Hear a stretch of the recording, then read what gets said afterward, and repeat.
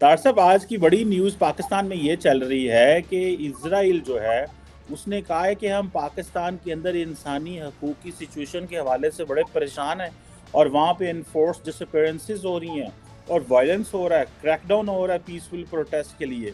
इधर पाकिस्तान की हुकूमती जमातों ने ये कहना शुरू कर दिया है कि इमरान खान की शादी, जो पहली शादी हुई थी, वो जो थे यहूदी लोग थे, तो ये यहूदी लॉबी जो है वो ये इमरान खान की मदद कर रही है। आप तार साहब क्या देखते हैं, क्या हमारी सियासत में मजीद गंद होने जा रहा है? आज जो शीरी रहमान हैं, हुकूमती मिनिस्टर हैं एनवायरनमेंट की, उन्होंने भी ये कहा कि दाएं बाजू की इजरायली और भारतीय जो जमातें हैं वो इमरान खान को सपोर्ट कर रही हैं। तो तार साहब, ये सिचुएशन उधर जो है, भारत जो है वो फ्रांस पहुंचे हुए हैं, वहाँ पे मोदी साहब जो हैं बेस्टाइल डे पे पहुंचेंगे और एक नया जो है वो तारीख रकम करने जा रहे हैं, और हम यहाँ पे यहूदी, पाकिस्तानी, इमरान खान और इन चीज़ों में फंसे हुए हैं। Sir, what do you make of that, ये जो इजराइल ने ये स्टेटमेंट दी है? चीमा साहब, एक तो इसराइल की स्टेटमेंट मैं समझता हूँ बनती तुक नहीं बनता। पाकिस्तान के इंटरनल प्रॉब्लम्स में जो है उनका ये स्टेटमेंट देना इस स्पोकिंग इन आवर इंटरनल है। जो वहां पे जनीन में अभी हो रहा है वहां पे, उसके बारे में मेरा मकसद है उनको सोचना चाहिए, पहले उस पर तवज्जो दें। उनके अपने मसाइल बहुत ज्यादा हैं। एक वो कहते हैं ना कि बेगानी शादी में दूल्हा दीवाना, वो भी इतने फासले से, तो मेरा तुक नहीं बनता। मैं तो बल्कि इस चीज के भी खिलाफ था, जो IMF के जो रिप्रेजेंटेटिव मिले हैं अगले दिन हमारे अमीरुल मोमिनीन को, तो वो भी उसका तुक नहीं बनता था। फिर उसके बाद जो चहमगोइयां हुई हैं कि उन्होंने IMF के लिए जो गारंटियां उन्होंने दी हैं, तो उन्होंने इलेक्शन की गारंटियां दे दी हैं। उससे मेरा तो क्वेश्चन ये आता है कि अगर पाकिस्तानी प्राइम मिनिस्टर या कोई भी प्राइम मिनिस्टर अगर खत लिखे व्हाइट हाउस को भी, आपका इलेक्शन जो है उस पर आधा अमेरिका कहता है कि इलेक्शन चोरी हुआ है, तो उसके बारे में आपका क्या ख्याल? तो ये बिल्कुल एक अजीब सा है, बट इट डजंट मैटर। आप IMF में पैसे देने हैं, आपने बाजू पहले मरोड़ रखा है, और आपके इंटरनल प्रॉब्लम्स में जो है वो आप भोग कर रहे हैं। मैं तो उसके हक में नहीं हूं। लेकिन इस वक्त पाकिस्तान के अंदर आपने जो बात की है कि सियासी माहौल पाकिस्तान के अंदर, बिल्कुल मेरे ख्याल में गलत एक बात है कि पाकिस्तान के अंदर सियासत है या पाकिस्तान के अंदर जमहूरियत है, या जमहूरियत का क्या फ्यूचर है, इररेलेवेंट है बिल्कुल।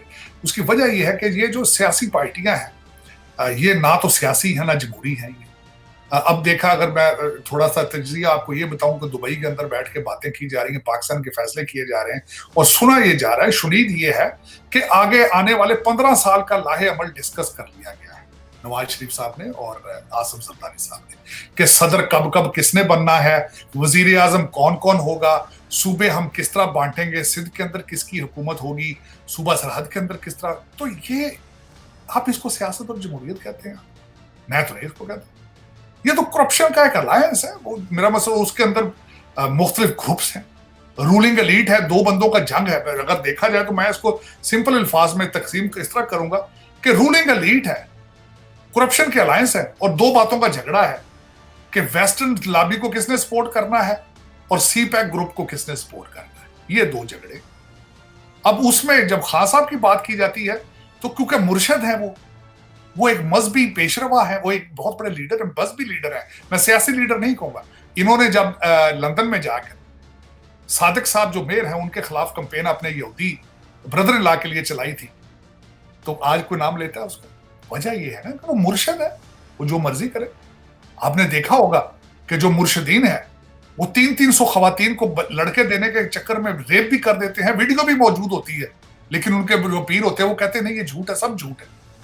हमारा पीरो मुर्शद तो सीधा ऊपर से वही नाजल होती है, नाउज़ुबिल्लाह, वो तो सीधा आम होता है। वो फूंके वाले मारने वाला पीर देख लें वो किस तरीके से क्या कर रहा है। वो फूंकों से कैंसर का इलाज कर रहा है और कौम को सेटिस्फाई, वो कहते हैं हो रहा है इलाज, वो कहते हैं बिल्कुल मुफ्त इलाज, कहते हैं मेरा कैंसर ठीक हो गया। तो ये तो फिर एक मेरा बिल्कुल ही खान साहब का जो सपोर्ट है, टिल्ट है खान साहब को। मैं लुबे लबाब ये निकालता हूं कि IMF का लोगों को जाके मिलना खान साहब को, क्योंकि रिवार्ड था, ये रिवार्ड है CPEC को रोक। और दूसरा, IMF और अमेरिका आज भी ये समझता है कि हमारे अमेरिकन इंटरेस्ट को जो सबसे बेहतर तरीके से पाकिस्तान पे जो सेव कर सकता है वो अमीरुल मोमिनीन है। ये हमारा 70 साल टीनेजर जो है ये उसको प्रोटेक्ट कर सकता है और कोई नहीं कर सकता। تو وہ جا کے ملے ہیں, اس کے لیے وہ ہمدردیاں رکھتے ہیں. حالانکہ اس بندے نے ڈیوڈ لو پہ کیپٹلائز کیا, 55 جلسے کیے.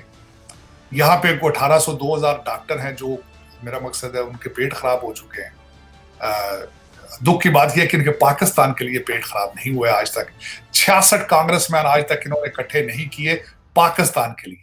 ایک فرد واحد اپنے مرشد کے لیے اکٹھے کر لیے, پاکستان کے لیے اکٹھے نہیں کیے. تو یہ اس طرح آج کا نہیں ہو رہا, یہ پہلے بڑے عرصے کا ہو رہا ہے. میں جس پہ بات کرنا آج چاہوں گا, خاص کر جو چیمہ صاحب, جو نئی 2 ڈیولپمنٹ ہے. ایک تو $2 بلین آ چکے ہیں سعودی عربیہ کی طرف سے. اس پہ وزیر اعظم نے بھی ٹویٹ کیا ہے, اور لوگوں نے بھی ٹویٹ کیا. انہوں نے شکریہ ڈار صاحب کا بھی کیا, آرمی چیف کا بھی کیا, اور انہوں نے میرے سعودی جو امبیسڈر ہے بلا کے اس کو بھی شکریہ ادا کیا گیا. اب وہ دیکھیں کہ $2 بلین کتنی دیر رکتے ہیں پاکستان. یہ ایک چیلنج ہے پاکستان میں, کیونکہ ہمیشہ میں اس چیز کا ایڈوکیٹ ہوں کہ پاکستان میں ڈالر آتے رہے ہیں, کنٹینروں میں آتے رہے ہیں, رکے نہیں ہیں, آگے بھی آتے رہیں گے. پاکستان میں ڈالر لانا مسئلہ نہیں ہے, روکنا مسئلہ ہے, اپنی اصلی جگہ تک پہنچانا مسئلہ ہے. تو وہ ایک تو خبر یہ تھی. دوسرے اس وقت خبر جو اسلام آباد کے اندر جو گردش کر رہی ہے, وہ وعدہ معاف گواہوں کے بارے میں اعظم خان صاحب کے حوالے سے ہے ریسنٹ. اور اس کے بعد جو سب سے بڑی اس وقت خبر جو چل رہی ہے, جو آرمی چیف صاحب نے کل اسلام آباد کے اندر سپیچ دی ہے, وہ اس وقت سرکل میں کافی چل رہی ہے. اور دیکھیں اب آگے کیا ہوتا ہے. الیکشن کی باتیں چل رہی ہیں. میرے خیال میں اگر مجھ سے ذاتی طور پر پوچھا جائے کہ پاکستان کے الیکشن ابھی حالات سازگار نہیں ہیں, میرے خیال میں کئی لوگ میری طرح کے ایسے موجود ہیں جو سمجھتے ہیں کہ پاکستان میں ایک انٹرم ٹیکنوکریٹ سیٹ اپ آنا چاہیے جو 1 سال کے لیے چلے.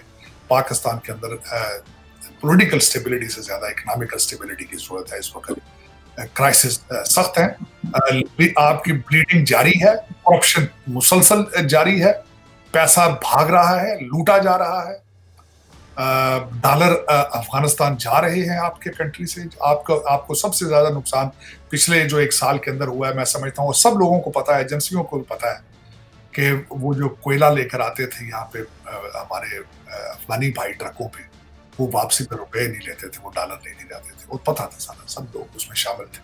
بڑی بڑی دیہڑیاں لگائی گئی اس میں آپ کے ایجنسیوں کے میرے خیال مدد کے ساتھ ہی, کیونکہ ان سے پوچھے بغیر پاکستان ایک ایسا ملک ہے کہ وہاں پہ چڑیا ایجنسیوں کی مرضی کے بغیر چڑیا پر نہیں مارتی. لیکن یہ شامل ہو جاتے ہیں سارے اس میں. ہمارے شامل تھے اس چیز کے. پاکستان کی کوئی بھی واردات جو ہوتی ہے پیسوں کے معاملے میں, کرپشن میں, نہ اکیلا سیاستدان کر سکتا ہے, نہ اکیلا بیوروکریٹ کر سکتا ہے, نہ اکیلی یہ اسٹیبلشمنٹ کر سکتی ہے, یہ مل کے کرتے ہیں. تو یہ پاکستان کی بلیڈنگ جو ہے وہ جاری ہے, آج بھی جاری ہے, اور اس کے بارے میں ابھی تک کوئی خاص کریک ڈاؤن نہیں ہوا, ابھی تک ہو رہا, کیونکہ ابھی تک مرشد کے جو چہرے ہیں ابھی تک تو صرف انہیں کی پہ توجہ ہے. پتہ نہیں اب آگے مزید کتنا عرصہ لگے گا اس پہ, لیکن میری یہی خواہش ہے کہ کل میں سپورٹ کروں گا ذاتی طور پہ. میرا جو خیال ہے کہ جو ایگریکلچر ریولوشن کی کل بات کی گئی اسلام آباد کے اندر, اور اس میں سعودی عربیہ کی اور چائنا کی اس کے اندر انویسٹمنٹ ہوگی, میں اس کے حق میں ہوں. کئی لوگ اس کے کرٹک ہیں, وہ کہتے ہیں فوج کو کرنے کی ضرورت نہیں تھی, فوج کو یہ نہیں کرنا چاہیے, لیکن میں اس پہ توجہ دیتا ہوں کہ آبجیکٹو کیا ہے, پاکستان ہے. لیکن طاہر صاحب ایک چھوٹا سا پوائنٹ یہاں پہ ریز کرنا چاہتا ہوں میں, یہ اگلا بات. طاہر صاحب سی پیک میں بھی تو سارے سٹیک ہولڈر ملے ہوئے تھے, فوج بھی تھی, سیاسی جماعتیں بھی تھی, عمران خان بھی تھا, نواز شریف بھی, زرداری. جب سی پیک جیسا پروجیکٹ, تو اب کیا فوج کر سکتی ہے؟ کیا یہ جو ایک جسے وہ بولتے ہیں نا, ایک انہوں نے ایک کونسل بنائی ہے جی, کہ اسپیشل انویسٹمنٹ فیسیلیٹیشن کونسل, جہاں پہ وہ سارے لوگ بیٹھیں گے اور 1 ونڈو آپریشن ہے جی فار فورن ڈائریکٹ انویسٹمنٹ. تو یہ آپ کو لگتا ہے کہ سی پیک چائنیز امبیسڈر طاہر صاحب ناراض ہو کے, تو میرا خیال ہے وہ تو چائنا میں بیٹھا ہوا ہے, وہ کہتا ہے سیکیورٹی نہیں ہے, خطرہ ہے چائنیز انسٹالیشنز کو, تو ہم یہ اس کا پھر کیا مستقبل ہے؟ آپ کو لگتا ہے کہ اگر جیسے بھی حالات ہوں راستہ یہی تھا, لیکن ماضی جو بتاتا ہے پچھلے 10 سال 2014 سے 2022-23 تک, تو وہ کوئی زیادہ امپروومنٹ تو نہیں ہوئی اس میں؟ چیمہ صاحب, پاکستان کے مسائل کے سب سے بڑا ایک مسئلہ, جو سب سے بڑا تو نہیں, کئی مسائل ہیں پاکستان کے, اس مسئلے میں سے ایک مسئلہ یہ ہے کہ کوئی بھی پروجیکٹ جب شروع کیا جاتا ہے اس کو فالو اپ نہیں کیا جاتا, سوائے چند پروجیکٹس. موٹر وے پروجیکٹ کا فالو اپ کیا گیا تھا, کوریا نے آ کے بنایا تھا, اس پہ فالو اپ کر کے چل گیا, پتہ نہیں اس پہ پرسنل انٹرسٹ تھا یا نہیں تھا.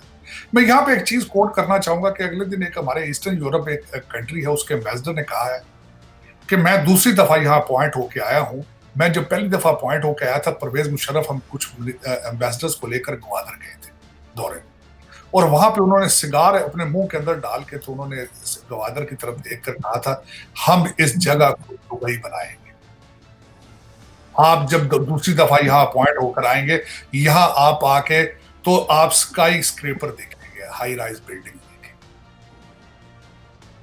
لوگ یہاں آئیں گے، یہاں مسجدیں بھی ہوگی، یہاں لکر سٹور بھی ہوں گے، یہاں پہ نائٹ لائف بھی ہوگی۔